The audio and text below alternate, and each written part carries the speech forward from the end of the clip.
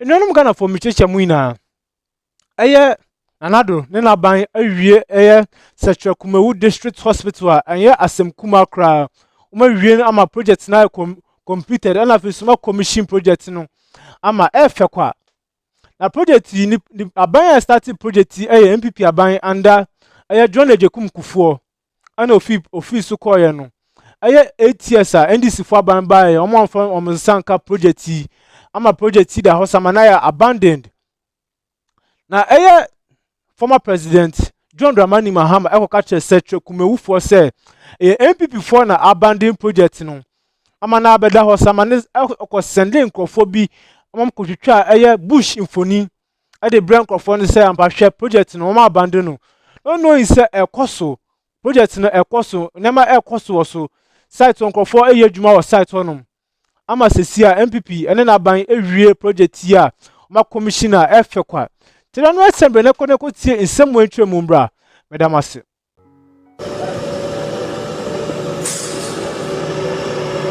Construction works on the 120-bed capacity Sekyere Youth District Hospital, a 10-year project, started in 2014. Despite the project suffering undue delays due to funding constraints and revariations that altered construction schedules, contractors delivered a world-class standard health facility.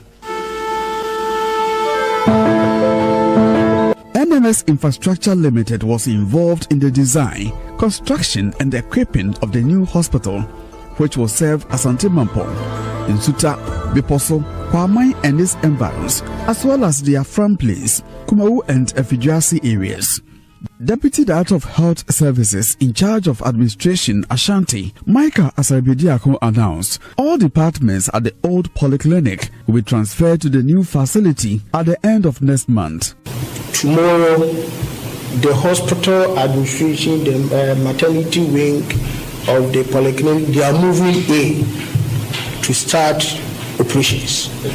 And we've given ourselves up to the end of next month so that all the units at the old polyclinic would have moved in to this place. We've been looking forward to this for a very long time. And I'm happy that today all of us are seeing what we are seeing. This is a wonderful environment. I mean, people come here and they wonder, is it a hospital or a hotel? Well, it's a hospital, as I said. There's a fully fledged herbal medicine unit. And then we also have, you have the medical unit, pediatric unit with incubators. We have a very nice emergency with ventilatory supports. We have dental units. The list goes on and on. Wonderful equipment there and all. You go to the wards, there are monitors there to monitor patients and a whole lot. I mean, you go to the theater, wonderful. The maternal mortality issues has not been too different from, what pertains nationally and even in the region. And because we did not have the necessary equipment, what happens is sometimes we do refer some of the cases that we don't have the capacity to manage. But I think with this new facility, with all the equipment that it has and the personnel that are coming in, so we'll be able to manage most of the cases. Among those who have sighed a relief are the staff of the Infrastructure Directorate of the Ministry of Health. Their unrelenting efforts have paid off as the hospital is operationalized. Kwame Amponsansafo is head of Capital Investment and Project Management Unit, Ministry of Health. I'm full of relief, and I believe everybody, including my director, is full of relief. Why do I say so? At some point, we're even summoned to the Chief's Palace to, answer questions as to why the project was not moving on. And so for it to have come to fruition today, it's all good news for us, and we are really happy that we have this project here. The specialness of the project starts from the planning, you understand, how you package the project. So as you know, this is a fully equipped 120-bed district hospital, and that is special in itself. I mean, you come in here, all the equipment that you need for proper healthcare are here. Meanwhile, Director of NMS Infrastructure Limited, Stephen Bush, says his company is poised to deliver a more world-class health infrastructure projects in Ghana. We hope to be involved continually in the health program here. The original idea was for her to be here for the long term, and that is still our commitment. From Kumawu in the Ashanti. And that of a hard copy document are not the same. So we really made progress. Feedback, critical, very important. I will not debate and trivialize the conversation and make it look like this is a tracker. It means that it's a work in progress. It's a living document. It's updated by the minute, by the hour, and by the day. There is absolutely nothing wrong if he thinks that there's an aspect that should be in the tracker that is not there. It can be considered. What is wrong with that? What is it about the cathedral that is not already public? And so how would it be a big deal if it's on a tracker? But by your point, though, I mean, the principle, a lot of the things that you included are already public. But you've included exactly the point is that exactly. So why not the cathedral? So it can be put there. Feedback. There's nothing wrong with it. We shouldn't make it look like it's a big deal if somebody identifies that the cathedral or something else is not there. It can be brought in there. It is something that I think the conversation around it should be, hey, we are getting somewhere as a country. Can we protect this? And make sure that even successive government beyond Nana Addo Bawumia's government will make use of this. Let me also make a very important point. So we trivialize everything and make it look like this whole country should be riding on the macro issue. If it is not a rich hospital, it's meaningless. If it is not an airport, it's meaningless. If it's not a Sunyani airport, it's meaningless. That is the beginning of our troubles.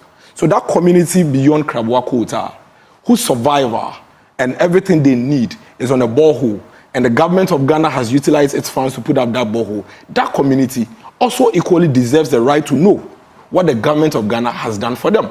So you can only make input and say, well, you could add this, you could add, but never, ever trivialize some of the projects in there. You talk about ramps.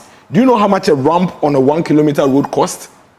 And you think it's needless for the people to be accounted to, for them to know what government has done with their money? Anybody that begins to make the other kind of argument has no respect for the people. For you to think that all somebody needs is a CHIPS compound, okay? One small CHIPS compound with a 2-bedroom for the nurses' quarters, for them to have health care in their community. The government of Ghana has spent money. The government of Ghana is accounting to those people, not only to people in East Legon and people in Cantonment. The government of Ghana needs to account to the people in Fantomabe Bomi the same way they want to account to the people in Laboni. So once you account to the people in Laboni or the people in Spintex about the flower port overpass, you should also account to the people in Gabo, in the Ayeswano constituency, about their water facility that you've provided for them. So don't sit in Accra, and because you are seeing big things and you want big things, you Google those big things and say, I have seen my big airport, I've seen that Kumasi airport. And so that water project for that person under the cocoa tree is needed. We are not accounting to people, we are not accounting to elitists. We are accounting to every Ghanaian everywhere.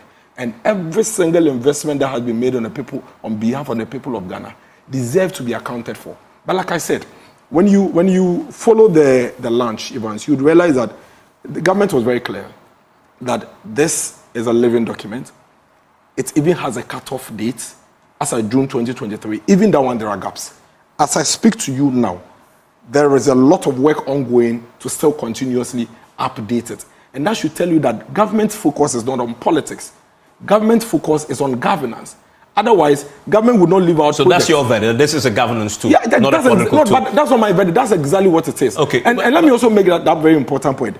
It is quite laughable that you open a database that has in excess of about 13,000, and you say you've identified 67 errors that needs corrections, which government itself put them out there anyway, and then government says, I have identified 67 errors. Let me tell you, those 67 errors come in various forms. I have the report here.